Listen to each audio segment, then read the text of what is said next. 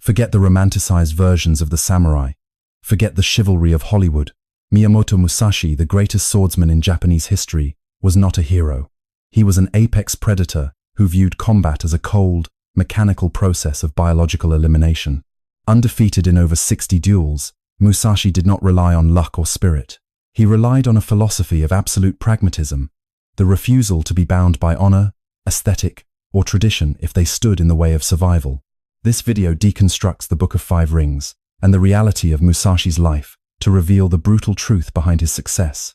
To win every fight, you must first kill the part of yourself that cares about dying. We will strip away the myths to expose the raw, unforgiving strategies that allowed one man to reshape the meaning of dominance. This is not a lesson in martial arts. It is a lesson in the total annihilation of an opponent's will. The essence of Miyamoto Musashi is not found in the sharpness of his steel, but in the terrifying stillness of his mind. To understand Musashi is to abandon the idea that a fight is a physical exchange. A fight is a psychological collapse. When we look at the anatomy of the predator, we are not looking at muscle or speed. We are looking at a human being who has successfully divorced himself from the instinct for self-preservation, which, ironically, makes him impossible to defeat. The core of this philosophy is Mushin, often translated as no mind. In the West, we love to romanticize this as a state of zen, a peaceful calm before the storm. This is a mistake. Musashi's no mind was not peaceful. It was clinical. It was the state of a surgeon who does not worry about the patient's feelings, only the mechanical necessity of the incision. When you are engaged in a conflict, whether that conflict is in a boardroom, a court of law, or a physical confrontation, your greatest enemy is not your opponent. It is your own ego. Your ego is the part of you that worries about looking foolish, the part that fears pain, the part that hopes for a specific outcome. As long as you are hoping, you are projecting your consciousness into the future. You are not present. And if you are not present, you are already dead. Musashi's brilliance was in his radical rejection of tradition. In the 17th century, swordsmanship was heavily codified. There were schools, lineages, and rigid sets of movements that students practiced for years. Musashi looked at these schools and saw them as graveyards for the unimaginative. He understood that when you follow a set rhythm, you become predictable. And the moment you become predictable, you have given your opponent the key to your destruction. He believed that technique should be stripped of all ornamentation. If a movement does not directly lead to the neutralization of the threat, it is a waste of energy. It is vanity. And in the world of the absolute warrior, vanity is a luxury that costs lives. To move like a predator, you must develop a mindset that is entirely devoid of emotional coloring. Think about how a predator hunts. A wolf does not feel hate for the deer. It does not feel pride when it kills, nor does it feel pity for the carcass. It operates within a framework of biological necessity. Musashi viewed every duel this way. He would often show up hours late to a fight, not to be rude, but to cultivate a specific psychological climate. He knew that if he kept his opponent waiting, their mind would begin to fray. They would move from anticipation to anxiety, and from anxiety to rage. By the time Musashi finally appeared, his opponent had already fought him 1,000 times in their own head, exhausting their mental resources before a single sword was drawn. This is the ultimate weapon, the ability to force your opponent to defeat themselves before the confrontation even begins. The void, or coup, which Musashi highlights in his final writings, is the culmination of this predator's anatomy. It is the realization that reality is not solid. Most people treat their problems as heavy, immovable objects.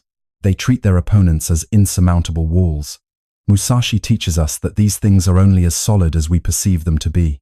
When you empty your mind of all preconceived notions, you stop seeing the opponent as an enemy and start seeing them as a series of vulnerabilities. You stop seeing the fight as a terrifying event and start seeing it as an inevitable outcome of physics and timing. This requires a level of detachment that is frankly alien to most modern humans. We are taught to be passionate, to care deeply, to be invested in the outcome. Musashi demands the opposite. He demands that you be the eye of the hurricane.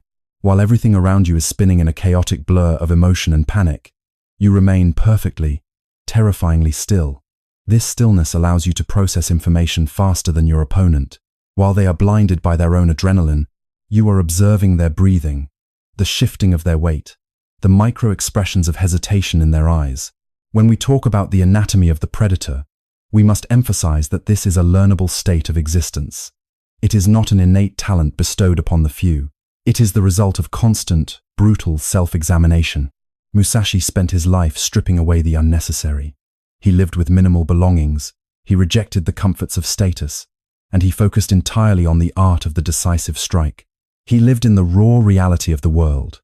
To emulate this, you must learn to identify what is essential in your own life and discard the rest. The distractions you hold onto, your pride, your need for external validation, your obsession with fairness, are the very things that slow your reaction time. Consider the way you approach your daily struggles. Are you acting with intent, or are you reacting to the environment? A predator does not react to the forest. It commands it. It moves through the brush with purpose. If you find yourself constantly responding to the demands of others, or if you find yourself paralyzed by the potential consequences of your actions, you have abandoned your position as a predator and have become prey. Musashi's philosophy demands that you take the initiative. He wrote that one must always be the one to dictate the pace of the battle. If you are waiting for the other person to make a move, you have already surrendered your agency. You are now a piece on their board. The anatomy of this mindset is built on the foundation of total honesty. You must be honest about your own weaknesses. If you are physically slow, do not rely on speed, rely on timing. If you are not as strong as your opponent, do not rely on force, rely on leverage and deception. Musashi was not a man of overwhelming physical power. He was a man of overwhelming tactical intelligence. He won because he understood the nature of his opponent better than they understood themselves. He identified their shadow, the thing they were trying to hide, and he attacked it with relentless, cold precision. This is why Musashi's philosophy is often described as cold-blooded. It lacks the warmth of human sentiment. It is a philosophy for winners, and winning in the absolute sense requires the sacrifice of the self. You cannot be a good person in the traditional sense, while simultaneously being a warrior who seeks to win every engagement. You must be willing to be disliked. You must be willing to be misunderstood. You must be willing to walk away from everything that is not essential to the victory at hand.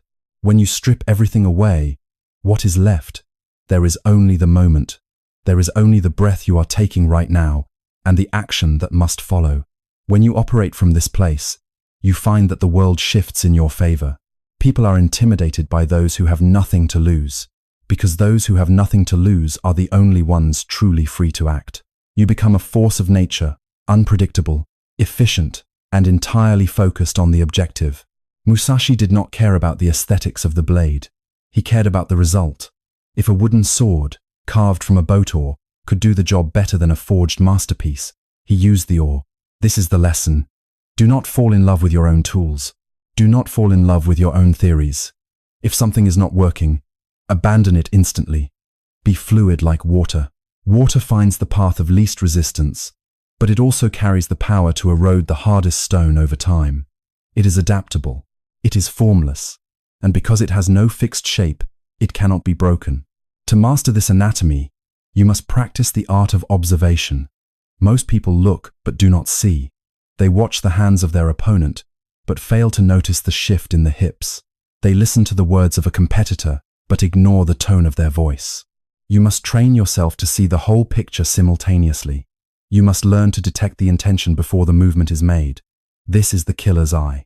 It is the ability to perceive the collapse of an opponent's structure before they even realize they are losing. In your own life, apply this by looking for the gaps. Where is their hesitation? Where is their inconsistency? Where is their fear? Or once you identify these gaps, you do not need to be a giant to tear them open. You only need to be the one who is calm enough to recognize the opening and decisive enough to take it. The predator does not wait for the perfect moment. The predator creates the perfect moment. By applying pressure in the right places, you force your opponent to reveal their weakness. And when they do, you must be ready to strike with absolute finality. There is no room for hesitation. There is no room for regret. When you commit to a course of action, do it with the full weight of your being. Musashi's way is a path of absolute commitment. It is the path of the one who realizes that this encounter is the only thing that exists. When you reach this level of focus, the noise of the world fades. The anxieties of the past and the fears of the future disappear. There is only the rhythm of the engagement. If you seek to understand the anatomy of the predator, start by looking at your own life and identifying where you are being a victim of your own habits. You are bound by patterns that you did not choose and do not need. Break them. Be ruthless with yourself. Eliminate the hesitation, the vanity, and the emotional baggage that keeps you from being fully present. Once you have mastered your own internal chaos, you will find that external obstacles are not as daunting as they once appeared. The way of the absolute warrior is not a path of destruction for its own sake. It is a path of mastery. It is the realization that the only way to navigate the world effectively is to be fully, brutally aware of the reality of any given situation. It is the rejection of illusion. It is the embrace of the truth, no matter how cold or harsh that truth might be. When you stop hiding from the reality of conflict, you gain a power that cannot be taken away. You become a force that is no longer controlled by the environment, but one that shapes it. As you continue to refine this, you will notice a change in your interactions. People will sense that you are operating on a different wavelength. They will sense the stillness in you, and they will be unsettled by it. They will not be able to provoke you, because you have no emotional triggers left to pull. They will not be able to outmaneuver you, because you are not playing by the rules of the game they are trapped in. You are playing a game of your own design, the game of the absolute warrior. Everything that happens is information. Every mistake is a lesson. Every victory is a confirmation of the philosophy. There is no such thing as a failure if you learn from it. There is only the process of refinement. You are constantly sharpening the blade of your mind, stripping away the rust, and preparing for the next encounter. This is the anatomy of the predator. It is a state of constant growth, constant adaptation, and constant, unwavering focus on the objective. As you embody this, remember that the goal is not to be a monster, the goal is to be a master. There is a profound difference. A monster acts out of impulse. A master acts out of necessity. A monster is driven by the internal. A master is driven by the external reality. You must be the one who sees the truth of the situation and acts upon it without hesitation. That is the only way to win in a world that is inherently competitive. That is the way of the absolute warrior. Do not look for external validation. Do not look for approval. The path of the predator is a solitary one, because few have the courage to face themselves as they truly are. Most people prefer the comfort of their illusions. They prefer to blame their circumstances, their luck, or the people around them. You must be better than that. You must take full responsibility for your life and your actions. You must be the one who owns the outcome, regardless of the difficulty. When you reach this state, you will find that you don't need to shout to be heard. You don't need to force your will upon others.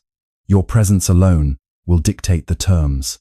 This is the true power of the predator, the quiet, devastating confidence of one who knows exactly what they are doing and why. It is the calm of the mountain, and it is the intensity of the lightning strike. It is the ultimate expression of the human potential to be, to act, and to conquer. The anatomy of the predator is the anatomy of someone who has finally woken up.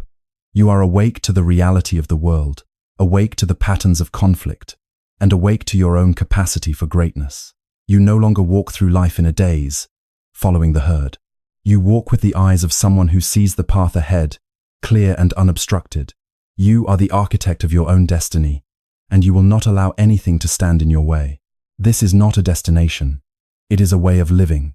It is a constant commitment to the truth of the struggle. Every day is a new duel. Every interaction is a new test. And in every moment, you have the opportunity to choose.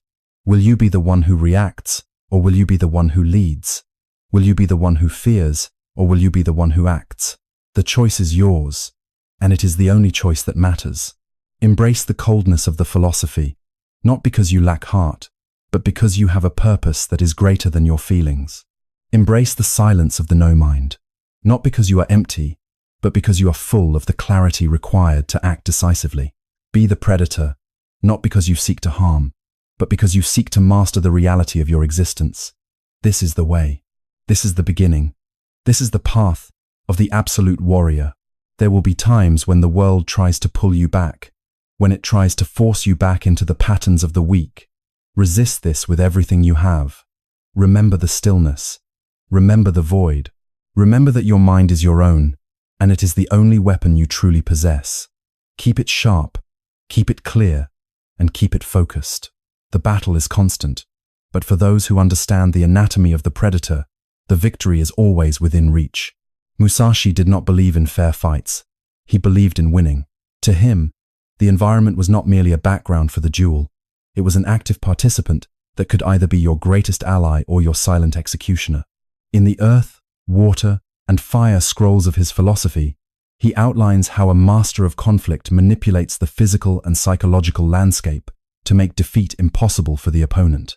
Most people walk through their lives, their careers, and their challenges as if they are walking on flat ground, oblivious to the incline, the obstacles, and the light. A predator, however, treats the environment as a weaponized extension of his own will. To master the earth, you must understand the foundation upon which you stand. Musashi spoke of the earth as the structural reality of the fight. In any competitive situation, there is a physical and organizational hierarchy. There is a way the power flows, a way the room is structured, and a way the rules of the game are laid out. The amateur accepts the terrain as it is presented to them. They accept the rules of the corporate hierarchy, the social etiquette, or the physical limitations of their workspace. The master, however, reshapes the earth. If the terrain is unfavorable, he changes his position. He does not fight uphill if he can force the opponent to walk into the sun. This is about situational awareness, but it goes deeper than just looking around. It is about understanding the weight of a situation. When you walk into a high-stakes negotiation, you are stepping onto a specific terrain. You must sense who holds the authority, where the tension lies, and how the physical space affects the behavior of everyone involved. If you are not in control of your environment, you are being controlled by it. You must learn to occupy the space in a way that forces others to adapt to you. This is not about aggression, it is about presence. When you are fully aware of the terrain, you move with a groundedness that unnerves those who are unsure of their footing. Then comes the element of water. Musashi's strategy of water is the strategy of adaptability. Water is the most paradoxical element in nature. It is soft enough to be held in your hands, yet powerful enough to carve through solid canyons. It is fluid, taking the shape of whatever vessel it occupies. In combat, you must be like water. If your opponent is rigid and predictable, you must be flowing and erratic. If they are fast, you must be slow. If they are direct, you must be indirect. The biggest mistake people make in conflict is holding on to a fixed plan. They decide that they will act in a certain way, and no matter how the situation changes, they refuse to deviate. This is how you get crushed. Being like water means reacting to the reality of the moment rather than the projection of your plan.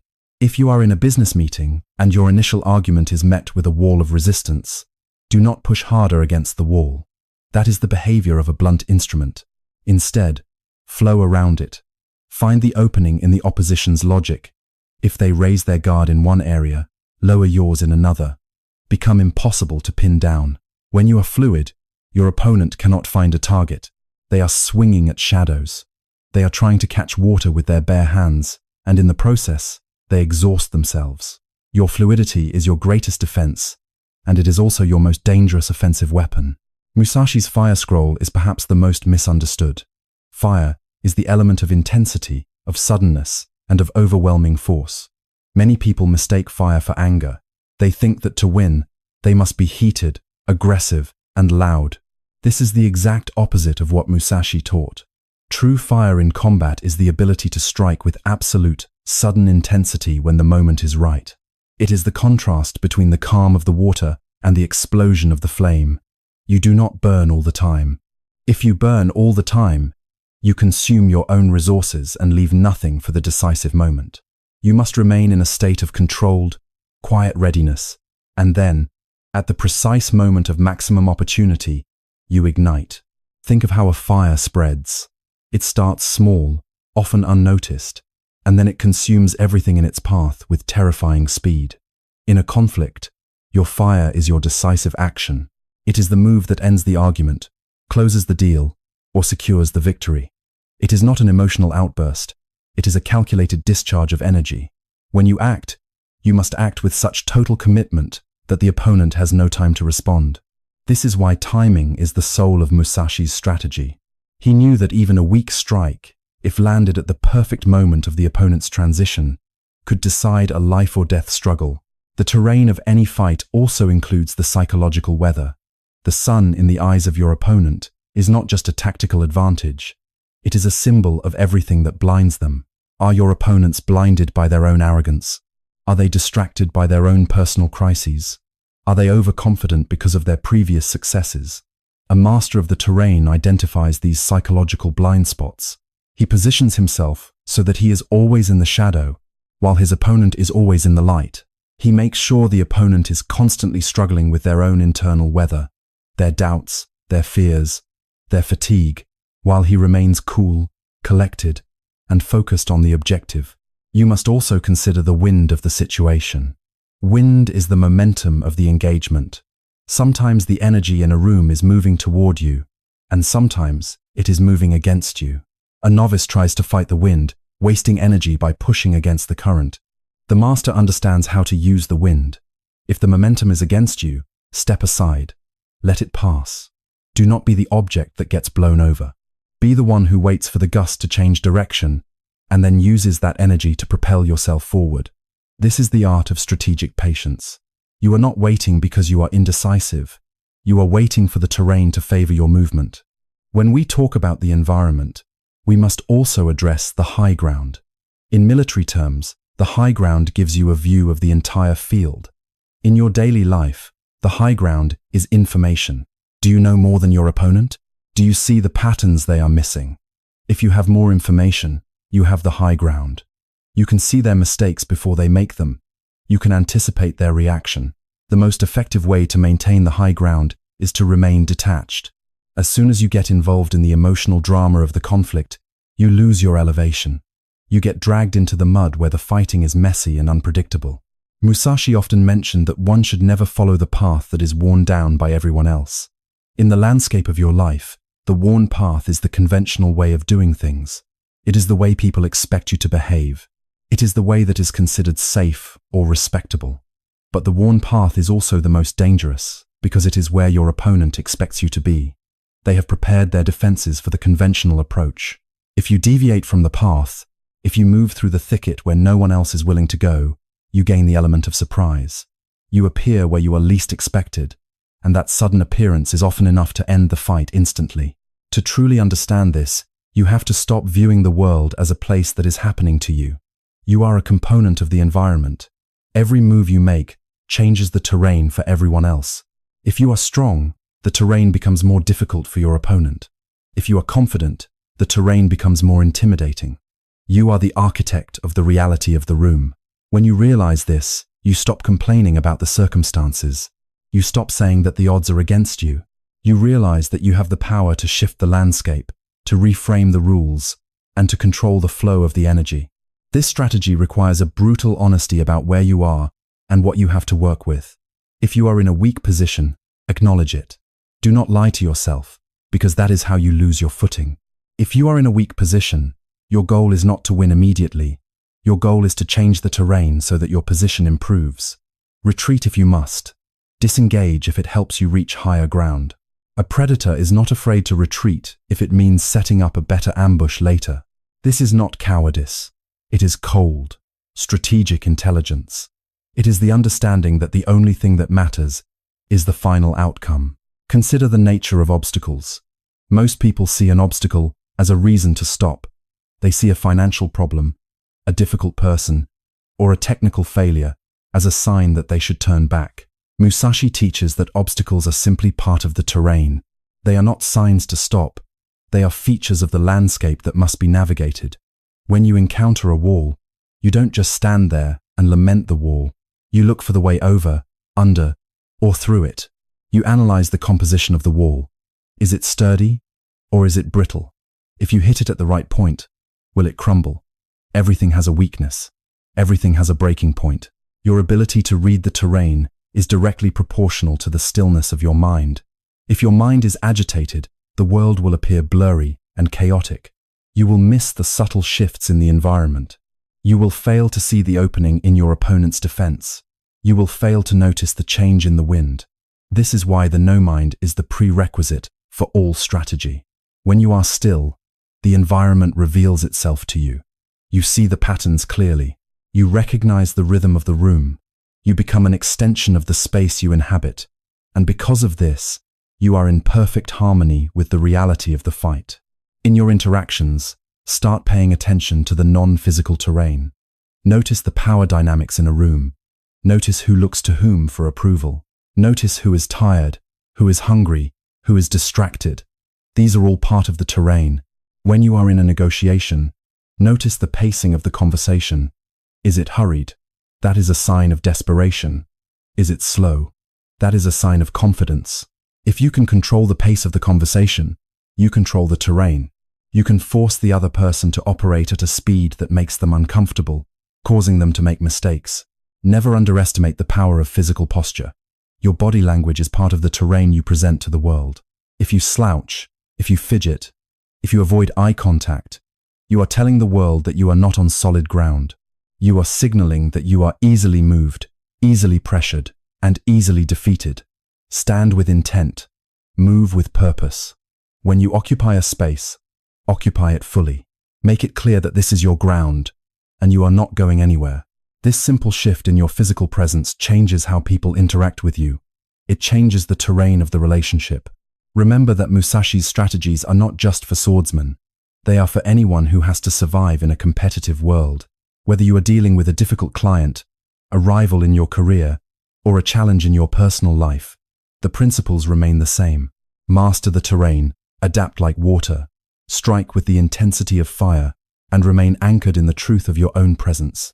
If you do this, you will find that the obstacles that once seemed insurmountable are now just part of the path you are walking toward your inevitable victory. This is a lifelong study.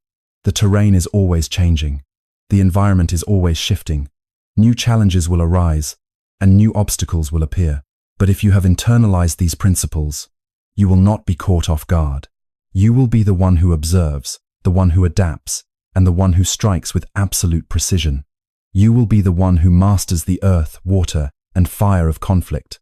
You will be the one who turns every situation, no matter how difficult, into a platform for your success. Do not look for shortcuts. The path of the absolute warrior is demanding.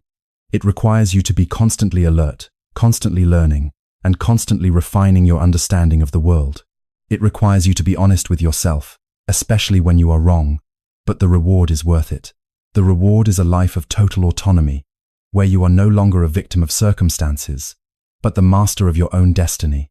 You become the one who decides how the battle ends, because you are the one who has mastered the terrain upon which the battle is fought. This is the second pillar of the way. It is the tactical application of your philosophy. It is the bridge between the internal state of the no-mind and the external reality of the outcome. Once you have mastered your internal landscape, and once you have mastered the terrain of your environment, you become a formidable force. You are no longer just a participant in the struggle. You are the one who dictates the terms of the engagement. You are the predator, and the world is your hunting ground.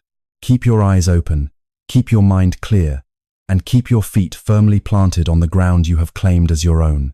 That is how you win every fight. That is the way of the absolute warrior. The most lethal weapon in Miyamoto Musashi's arsenal was not the steel of his katana. It was his ability to penetrate the psychological defenses of his opponent. In the heat of a duel, the body follows the mind. If the mind is broken, the body becomes a statue, waiting to be cut down. Musashi understood that the outcome of a fight is often decided in the silence between two people before the first strike is even delivered.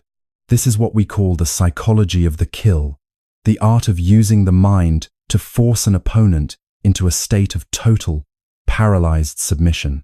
To master this, you must first develop what can be described as the killer's eye. This is not a look of malice or a scowl meant to intimidate. A scowl is a mask worn by the insecure.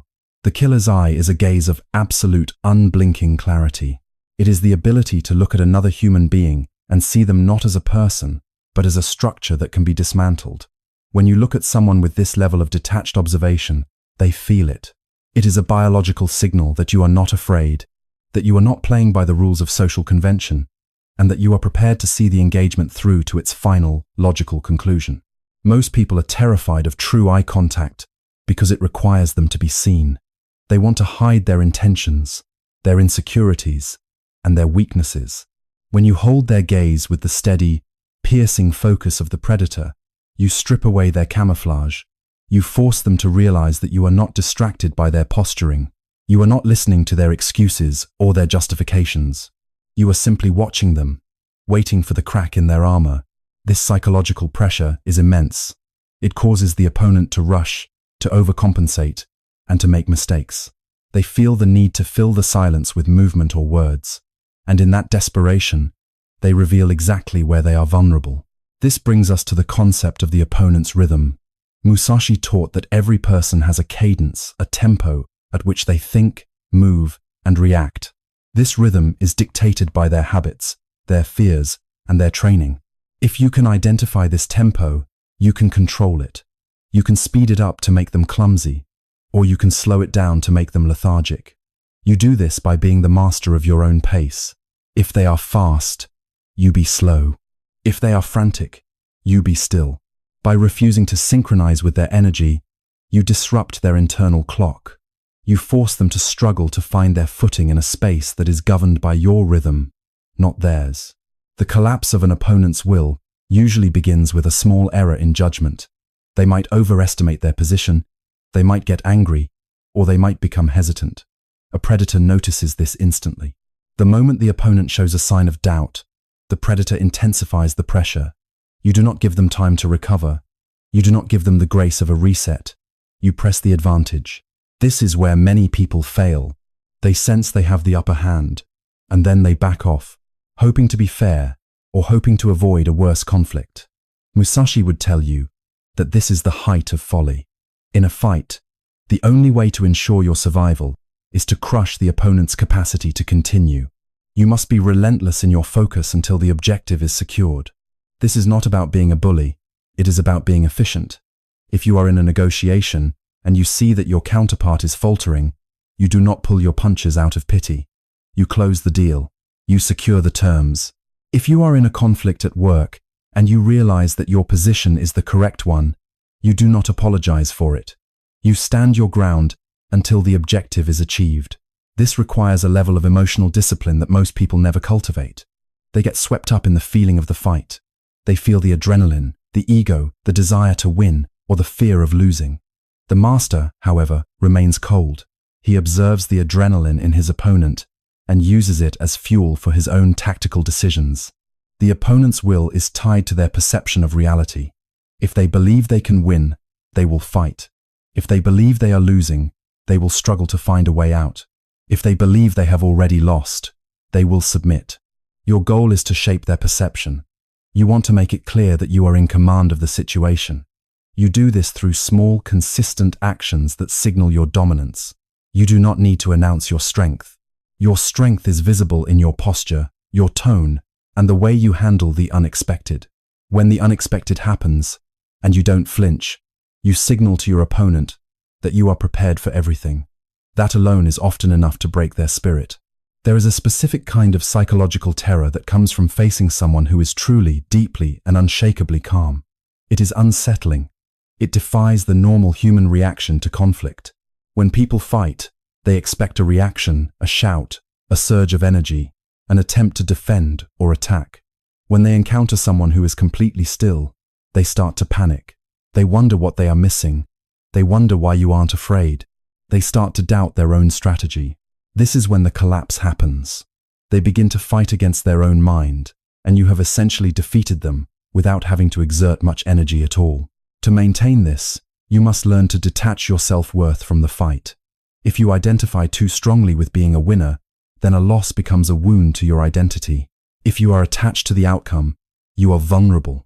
You must be able to walk away from any deal, any fight, or any situation without feeling diminished. This is the ultimate form of psychological armor. If you are willing to lose, you have nothing for the opponent to attack. You have no fear of the outcome, and that fearlessness is your greatest weapon. It allows you to make cold, hard decisions that others would shy away from because they are too afraid of the social or personal costs. Think about the way you deal with people who are aggressive. Usually, people respond to aggression with more aggression. They meet fire with fire. This is predictable. It is what the aggressor expects. The person who uses the psychology of the kill does the opposite. They meet aggression with silence. They meet noise with stillness. They meet chaos with order. This refusal to engage on the opponent's terms is maddening to the aggressor. It forces them to look at their own behavior, and often they realize how ineffective they are being. They feel small, and in that moment of feeling small, they lose the fight. The killer's eye also means you are constantly looking for the gap. A gap is not just a physical opening in a defense. It is a gap in the opponent's logic, a gap in their emotional state, or a gap in their commitment. Does the person you are dealing with really believe in what they are saying? Are they actually committed to the fight, or are they just posturing? If you can identify a lack of conviction, you can exploit it. You can apply pressure to that lack of belief, and the whole structure will start to crumble.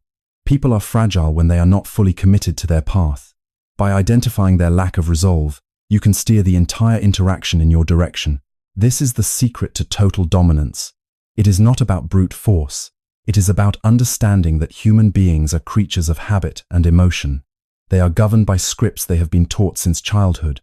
If you can identify the script they are following, you can rewrite it. You can insert your own variables into their equation. You can make them feel confident when you want them to feel confident, and you can make them feel anxious when you want them to feel anxious. This is the ultimate power. It is the power to influence the reality of the people you interact with. However, you must be careful not to let this power intoxicate you. The moment you start playing games for the sake of feeling superior, you have lost your way. The predator does not hunt to feel good. The predator hunts to survive. The moment you start in the psychological collapse of others for your own amusement, you become predictable. You become another creature of emotion, and you become vulnerable to being manipulated yourself. Keep your focus on the objective. Use your understanding of psychology only to achieve the necessary end. This requires you to be a master of your own internal landscape. If you are going to manipulate the psychology of others, you must be sure that your own psychology is impenetrable. You must have worked through your own insecurities, your own ego-driven impulses, and your own fears. If you have any buttons that can be pushed, your opponent will find them. They will test you. They will look for your triggers. If you are not completely self-aware, you will fall into the same trap you are setting for them. That is why the path begins with self-mastery. You cannot command the room if you cannot command yourself. Consider the role of empathy in this process. People often think that the absolute warrior must be a psychopath, but that is a misunderstanding. You need deep empathy to be a master. You need to understand how other people think, how they feel, and what motivates them. You need to be able to step into their shoes so that you can see exactly where they are vulnerable. This is not empathy as a feeling of kindness. This is empathy as a tool of analysis. It is the ability to read the mind of the other person so clearly that you can predict their next move before they even consider it. The psychology of the kill is also the art of timing. When you see the collapse beginning, you must know exactly when to apply the final pressure. If you do it too early, they might rally. If you do it too late, you lose the opportunity. You must develop a sense for the precise moment when the opponent has lost their will. It is a subtle shift, a change in their breathing, a slight sagging of their shoulders, a shift in their eyes. When you see that moment, you move with total, absolute, and unrelenting commitment. That is the moment of the kill. Do not be afraid of the weight of this responsibility. To be a warrior is to accept that you will be involved in conflicts that have consequences. If you are going to engage, you must be prepared to see it through. The world is not a place for the half-hearted. It is a place for those who have the clarity to see the truth and the courage to act on it. If you have been living your life with hesitation, start practicing the killer's eye. Start observing the people around you with a focus that cuts through the noise. Start noticing the rhythms, the vulnerabilities, and the moments of hesitation. You will find that the world begins to change around you. You will find that people who used to try to intimidate you start to avoid your gaze. You will find that you can negotiate from a position of strength, even when you have fewer resources. You will find that the conflicts you once dreaded become opportunities for you to exercise your mastery. This is the power of the psychology of the kill. It is the power of a mind that is fully awake, fully present, and fully in control of the reality of the encounter. Remember that this is a process of refinement. You will not get it right every time. You will face opponents who are just as skilled, just as focused, and just as dangerous as you are. That is the nature of the game. But every time you engage, you learn. Every time you face a challenge, you get a little bit sharper. Every time you have to break down a wall, you get a little bit stronger. Keep your focus on the process, not just the victory. The victory is the byproduct of the mastery. Stay focused on the stillness. The moment you start to get excited about your success, you lose your edge. The moment you start to feel proud, you stop observing and start performing. The predator is never a performer. The predator is an observer who acts. Keep your mind in that space. Keep your gaze clear. Keep your intent focused. You are the one who determines the outcome. You are the one who understands the psychology of the fight. And because you are the one who is inevitably going to win. This is the way. This is the truth of the encounter. This is the psychology of the kill. The final stage of Miyamoto Musashi's philosophy is the integration of his lethal wisdom into the architecture of your entire life. It is not enough to possess the skill of a predator in the moment of conflict. You must embody the strategy of the absolute in every facet of your existence. This is the legacy of the absolute warrior. It is the transition from being a person who fights to being a person who naturally, inevitably, and consistently succeeds.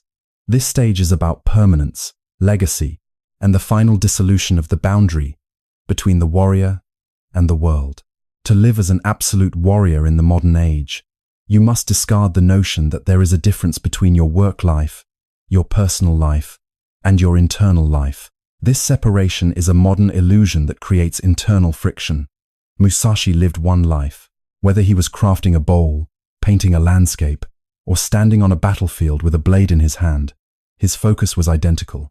He applied the same principles of total presence, strategic economy, and detached observation to everything.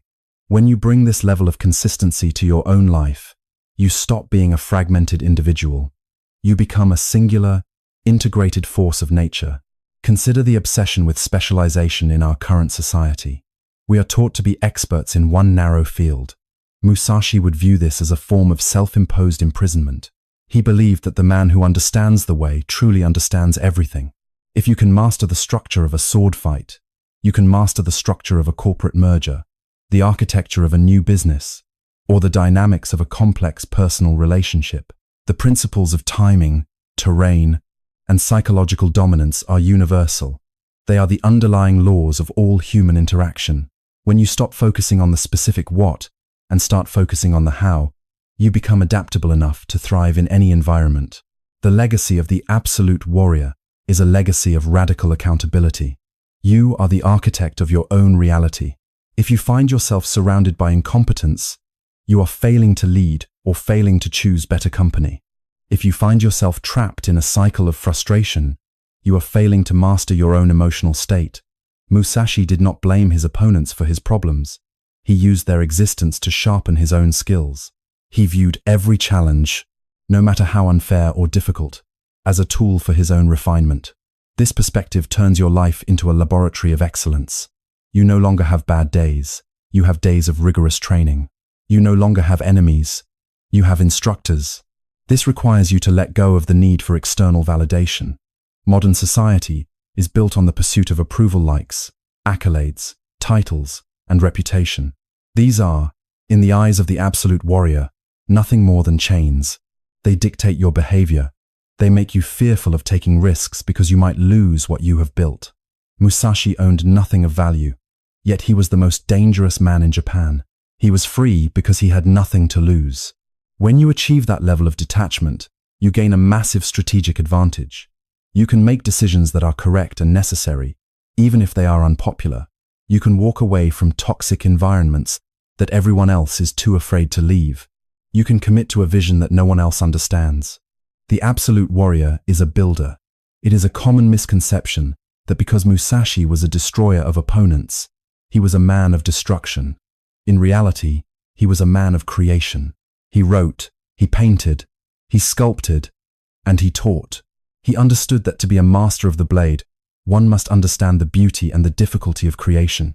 In your own life, your goal should not just be to win the fight, but to build something that lasts. You should use your predatory efficiency to create value, to solve real problems, and to leave a legacy that reflects your commitment to mastery. The fight is just the clearing of the brush. The creation is the forest that grows afterward. Consistency is the ultimate mark of the master. Anyone can have a moment of clarity. Anyone can land a lucky blow. But to live with the discipline of the absolute warrior every day, even when no one is watching, is the rarest trait in human existence. It is the ability to wake up with intent and end the day with the same focus. It is the refusal to let your standards slip when the pressure is off. You must hold yourself to the highest possible bar. If you promised yourself you would study, you study. If you decided you would change a habit, you change it. You do not negotiate with your own integrity. This level of discipline creates a psychological resonance. When you are truly consistent, people begin to sense that you are operating on a different frequency. You do not need to demand respect. You command it through your actions. You do not need to advertise your power. It is evident in the way you handle the minor difficulties of life with the same composure that you would bring to a major crisis. This is the ultimate influence. It is the ability to shape the world around you simply by existing within it with absolute, unwavering purpose. You must also embrace the idea that the path is endless. There is no point where you can say, I have arrived. There is no graduation from the way. Even in his final years, Musashi continued to refine his movements, his writing, and his philosophy. He remained a student of the universe. In your own life, stay humble enough to know that there is always more to learn. If you ever think you know everything, you have started your decline. A true predator never stops learning, never stops observing, and never stops adapting. The moment you think you are the master is the moment you become the student of someone else's success. The legacy of the absolute warrior is also one of profound silence. You do not need to tell the world about your philosophy. You do not need to explain why you do what you do. Your results will speak for you. Your actions will be the evidence of your mastery. When you are truly confident, you don't need to argue with the fools or try to convince the doubters. You just continue to act with precision and wait for the results to settle the question. The truth of your way will eventually be undeniable. This is the power of a life lived without the need for performance. As you move forward, remember the core of the philosophy, the total annihilation of the self that fears. You must kill the part of you that is afraid of what others think, the part that is afraid of failing, and the part that is afraid of the unknown. That fear is the only thing that stands between you and your potential. When that fear is gone, you are capable of anything. You become a person who can walk into any situation, face any challenge, and come out on the other side with the objective achieved. This is not a dream. It is a discipline. It is a choice you make, over and over again, every single day. The history of the world is full of people who had talent, people who had passion, and people who had dreams. But it is very short on people who had the cold, unwavering discipline to see them through to the end. That is the gap you must bridge. You must be the one who does not blink. You must be the one who does not break. You must be the one who, when everyone else is running away or making excuses, stands still, observes the terrain, and finds the path to the finish line. Your life is the battlefield. Your legacy is the objective. Do not settle for a life of comfort or a life of mediocrity. The world is waiting for those who have the courage to master their own internal chaos and turn it into external victory. Be that person. Own your life. Own your decisions. Own your legacy.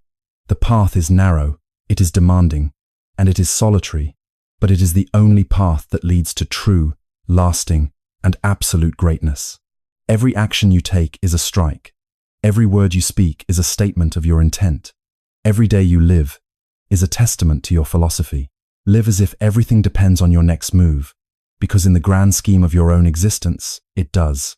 You are the architect, the builder, the soldier, and the victor. You are the one you have been waiting for. Now, step into the arena of your own life and claim the mastery that is yours by right of your own commitment. The way of the absolute warrior is not a relic of the past. It is a living, breathing reality that you can activate the moment you choose to put down your ego and pick up your purpose.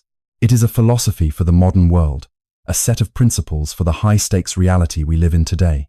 It is the ultimate tool for those who refuse to be anything less than their best. Keep your mind clear, Keep your eyes open, and keep your focus absolute. The fight is always happening, and for those who have mastered the way, the victory is always the only possible outcome. This is the legacy. This is the way. This is your life.